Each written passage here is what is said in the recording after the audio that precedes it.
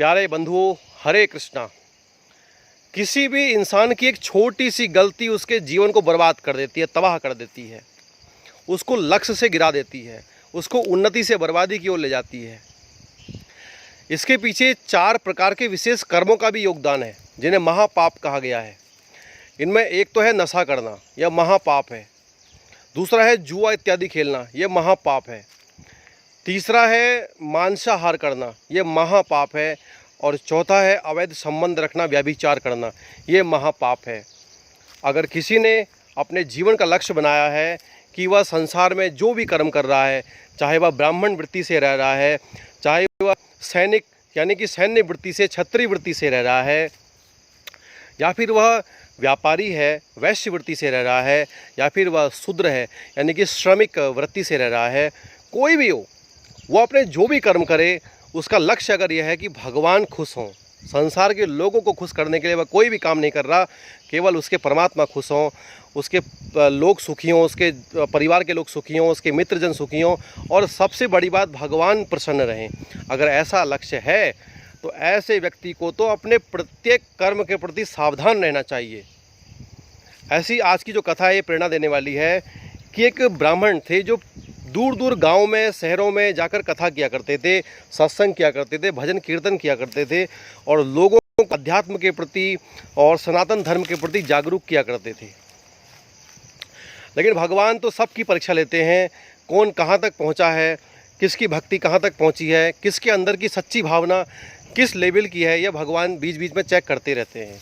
बड़े बड़े फेल हो जाते हैं और कभी कभी छोटे छोटे पास हो जाते हैं। तो यही आज की कथा ऐसी कुछ प्रेरणा देने वाली है। वो जो ब्राह्मण हैं वो कथा करके किसी गांव पे जब वापस अपने घर की ओर लौट रहे होते हैं, क्योंकि कथा का पूर्ण विराम हो जाता है, अपने गांव की तरफ लौटते हैं, तो उनका घर उस कथा जहां पर हो रही थी उससे लगभग सैकड़ों किलोमीटर दूर था, यानी कि लगभग 100 किलोमीटर दूर था। तो संध्याकालीन के समय था, शाम का समय, कथा पूरा हुआ था उनका। अपने तांगे पर पंडित जी को जो भी सामान वगैरह मिला उन्होंने अपना सामान रखा, जो भी भेंट उन्हें मिली, जो भी दक्षिणा मिली, सब रख के पंडित जी आगे को चल दिए। तो चलते चलते चलते उन्हें लगा कि अभी संध्या का समय है, सूर्य तो अभी दिख ही रहे हैं हल्के फुल्के, जैसे तैसे पहुंच जाएंगे। लेकिन जाड़ों का समय था, रथ कुछ आगे गया, लगभग 25-30 किलोमीटर आगे गया तो एकदम से अंधेरा छा गया। एक तो जंगल का रास्ता और जाड़ों के दिन, और एकदम अंधेरा छा गया। अब पंडित जी से बिल्कुल अब सहन नहीं हुआ, क्योंकि इतने अंधेरे में अब वो आगे बढ़ने की उनकी हिम्मत नहीं हुई। अब उन्होंने सोचा कि क्या किया जाए, कहाँ डेरा डाला जाए, इतने घनघोर जंगल में कुछ समझ में नहीं आ रहा था, क्योंकि जितना भी अंदर जा रहे हैं उतना अंधेरा बढ़ रहा है, उतनी डर खौफ बढ़ रहा है। करें तो क्या करें। इतने में पंडित जी को कहीं जंगल के भीतर थोड़ी सी दूरी पर एक दिया जलता हुआ दिखता है। तो पंडित जी कहते हैं कि अवश्य यहाँ पर कुछ गुज्जरों का या कुछ बंजारों का हो सकता है डेरा हो। तो यह सोचकर कि चलो आज की रात यहीं पर बिता लेते हैं, अभी तो आधा रास्ता भी नहीं पहुँचे हैं, फिर तो बहुत लंबा रास्ता है। तो ऐसा करते हैं कि पंडित जी के मन में विचार आया कि आज ये बंजारों के साथ या फिर जो गुज्जर हैं, जो भी हैं, इनके साथ रात गुजार लेते हैं।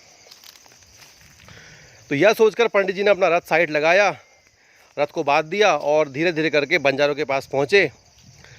तो वहाँ पर जो है 5 पुरुष बैठे हुए थे, जो बीच में आग लगाकर उसके चारों ओर बैठे हुए थे। तो पंडित जी ने उनको प्रणाम किया और उनसे पूछा कि आप लोग भाई कौन हो, कहाँ से आए हो, मैं यहाँ भटक गया हूँ, अंधेरी रात है और मुझे आसरा दे सकते हो। तो सबसे बड़ी बात यह है कि वो 5 के 5 एक बहुत कुख्यात बदमाश चोर थे, सबके सब डाकू। पंडित जी को इस बात का एहसास भी नहीं था कि वो चोर डाकू लुटेरे हैं। अब जब उन्होंने देखा कि पंडित जी खुद ही शिकार उनके पास आ गया है, तो उन्होंने पंडित जी को एहसास भी नहीं होने दिया कि वो चोर डाकू लुटेरे हैं। उनके मन में एकदम भावना आई कि चलो अब यह चोर खुद ही आ गया है तो इसको क्या मारें, क्या इसका साथ क्या गलत करें, इसको अभी ऐसे बिठाल दो, हम जैसे भी है इसको जंगल में बांध के या इसको बेहोश करके इसका हम जो भी सामान है लेके चले जाएंगे, इसको मारना उचित नहीं है। ऐसा मन में वह सोचते हुए, चोरों का सरदार सोच रहा है ऐसा। और पंडित जी को बोला, आइए पंडित जी आइए, बैठिए बैठिए, इतनी रात में कहाँ जा रहे हो आप, ये ठंड में कहाँ घूम रहे हो आप, ये जंगल में कहाँ घूम रहे हो। पंडित जी कहते हैं भाइयों, मैं दूर देश से कथा करके आ रहा हूँ और मुझे वापसी अपने घर को करना था, लेकिन इतना भयंकर ठंडा है और रास्ता बहुत लंबा है। जितना जंगल में अंदर जाता हूँ उतना अंधेरा बढ़ता है, उतना एक सन्नाहट बढ़ जाती है। तो मुझे लगा कि मैं जंगल में कहीं मुझे अगर एक बैठने का, कहीं रहने का व्यवस्था मिल जाए तो मैं आज रात यहीं काट लूँगा। अब चोर समझ गए कि पंडित जी को आसरा चाहिए, तो बोले पंडित जी आपको आसरा मिल जाएगा, आप निश्चिंत रहिए, आपको यहाँ भोजन सब कुछ मिलेगा, जो भी आपका मन करे वो आपको मिलेगा, आप जैसा करना चाहो वैसा करो, निश्चिंत होके करो। आप यहाँ जो भी करोगे हम किसी को कुछ नहीं बताएंगे, जैसा आपका मन करे वैसा करो। तो उसके बाद पंडित जी कहते हैं नहीं नहीं, मुझे आप लोग जो करते हो वो काम नहीं करना, मैं तो अपना बस जाप करूँगा और संध्या पूजन करूँगा और जो भी मेरे पास फल है वो लेके मैं सो जाऊँगा। अब चोर कहते हैं चलो ठीक है, आपको जो करना है सो करो। तो पंडित जी बैठ जाते हैं। अब चोर आपस में योजना बनाने की, कहाँ से शुरू करें, कैसे लूटें, कैसे इसको हम इसका सारा माल लूट लें, क्योंकि पंडित का तांगा सामने दिख रहा था रोड पे खड़ा हुआ। तो अब जो है चोर सोचते हैं कि अब क्या योजना बनाई जाए। तो इतने में चोरों का सरदार जो है पंडित के पास आता है, पंडित जी के पास। कहता है पंडित जी इतनी ठंड हो रही है, ठंड में काँप रहे हो, ऐसा करो आग के पास आ जाओ। तो पंडित जी कहते हैं चलो यार ठंड हो ही रही है, इन्होंने मुझे निमंत्रण दिया आग के पास आने के लिए, चले जाता हूँ, कौन सा मेरा क्या बिगाड़ रही है, चुपचाप एक कोने बैठा रहूँगा। पंडित जी आग के पास चले जाते हैं। पंडित जी को जब जैसे ही पंडित जी आग के पास पहुँचते हैं, पंडित जी को उस भयंकर ठंड में उस थोड़ी अग्नि की तो ताप मिलती है, बड़ा आनंद आता है। पंडित जी धीरे धीरे सरकते सरकते आग के नज़दीक पहुँच जाते हैं, बड़ा आनंद आता है। अब जब चोरों को लगता है कि यार पंडित जी को आग में आनंद आ रहा है, हो सकता है पंडित जी को भूख प्यास भी लग रही होगी, तो पूछ लेते हैं, कहते हैं पंडित जी कुछ खाओगे? तो पंडित जी कहते हैं क्या बनाया तुम लोगों ने? बोलते हैं पंडित जी हमने तो हिरन बनाया, हिरन मार के खा रहे हैं। अरे छी छी छी। पंडित जी कहते हैं कितनी गंदी बात कर रहे हो तुम लोग, कितना गंदी यहाँ पर चीज़ खा रहे हो, हैं तुम्हारे साथ बैठा हूँ मैं यहाँ पर, इतनी गंदी चीज़ खा रहे हो तुम। तो कहते हैं पंडित जी हम लोग तो ऐसे ही खाते हैं, हम लोग को ऐसा ही पसंद है। पंडित जी कहते हैं नहीं नहीं भाई, मैं तो फल फ्रूट खा लूँगा, मुझे ये सब पसंद नहीं है। अब चोर कहते हैं यार पंडित जी तो मान ही नहीं रहे हैं, तो हम तो सोच रहे थे कि कैसे भी करके इनका पतन हो, इनकी बर्बादी हो, तो फिर हम इनका माल लूटें, इनको थोड़ा जैसे भी है फिर, क्योंकि पहले इनको भ्रष्ट करना बड़ा ज़रूरी है। अब उन्होंने दूसरा रास्ता अपनाया। फिर बोले पंडित जी क्या आपने कभी ज़िंदगी में जुआ खेला है? आओ थोड़ी देर हम रमी खेलते हैं, कुछ और ताश पत्ते खेलते हैं। तो पंडित जी कहते हैं ना भैया, मैं तो लोगों को इस काम को करने के लिए मना करता हूँ, ये तुम कहाँ मुझे इस काम में लगा रहे हो। चोरों की योजना फेल।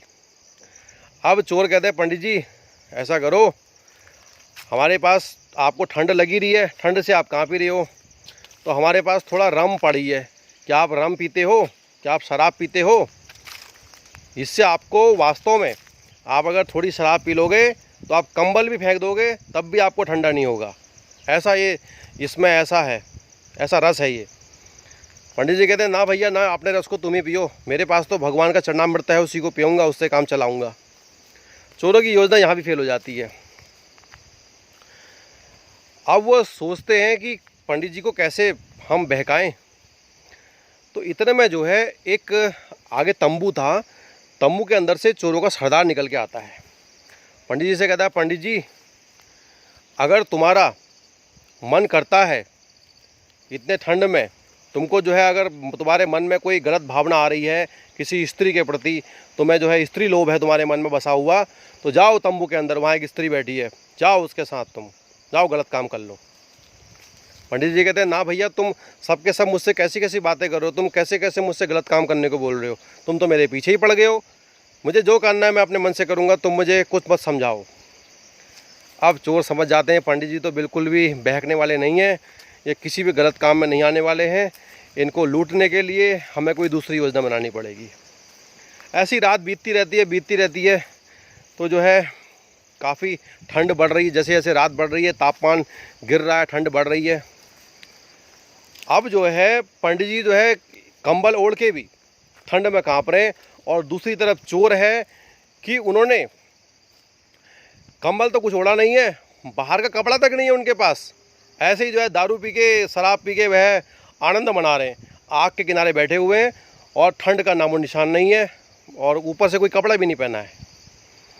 पंडित जी उनको देख के चौंक रहे हैं कि वास्तव में कौन से रस की बात कर रहे थे ये लोग। इन सबको रस चढ़ा हुआ है, शराब चढ़ी हुई है। और देखो तो मैं कंबल ओढ़ के भी ठंड में हूँ और इनको देखो कपड़े पे, शरीर पे कोई कपड़ा नहीं है, कंबल तो दूर की बात, और फिर भी ये लोग जो है इनको ठंड का नामो निशान नहीं है। इतने में सरदार फिर कहता है पंडित जी थोड़ा सा आप रम ले लो, इससे कुछ नहीं होता है, इससे कम से कम ठंड तो दूर होगी, कोई पाप नहीं लगेगा इससे आपको, क्योंकि प्राण बचाने के लिए तो कर रहे हो आप, कोई गलत काम करने को थोड़ी ना कर रहे हो। जैसे भी हो इंसान को पहले अपने प्राण रक्षा करनी चाहिए। जब आप अपनी प्राण रक्षा करोगे तभी तो कल को भजन कर पाओगे और लोगों से भजन करवा पाओगे। जब प्राणी नहीं बचेंगे तो कैसे भजन करवा पाओगे और कैसे खुद भजन करोगे? तुम तो ठंड में वैसे ही अकाल मौत मर जाओगे। अब पंडित जी मन ही मन में सोचते हैं यार चलो इसकी जो है बात तो ठीक ही कह रहा है कि जब मेरे प्राण बचेंगे तभी तो भजन करूँगा। अब यहाँ ठंड में तो मैं काँप रहा हूँ, एक कंबल, रात बढ़ रही है और ठंडा बढ़ रहा है, एक कंबल से क्या होगा समझ में नहीं आता। तंबू पे जाना नहीं, तंबू के अंदर तो बता रहे हैं कोई महिला है वहाँ। तो पंडित जी उसकी बात को मान लेते हैं, कहते हैं दो लाओ। तो पंडित जी जो है शराब का एक घूंट पी लेते हैं। एक घूंट पीने के बाद जब पंडित जी को थोड़ा नशा चढ़ता है उसके बाद वो कहते हैं चलो थोड़ा सा और पिला दो लाओ, थोड़ा इससे मेरे को ठंडा कम हो रहा है।